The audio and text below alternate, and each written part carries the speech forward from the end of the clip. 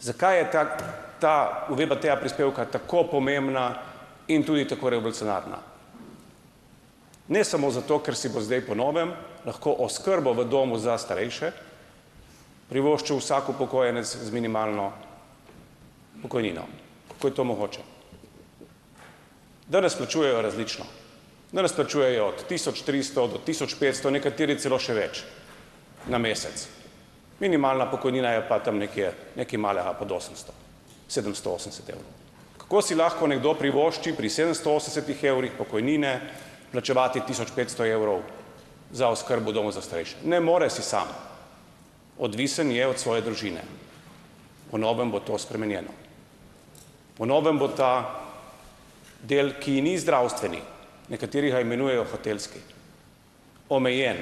Omejen bo s kapico in ne bo smel presegati minimalne pokojnine. Zato, da bo lahko vsak sam s svojim dostojanstvom, s svojim prispevkom in svojim minulim delom, ki se pozna v njegovi pokojnini, plačeval zase.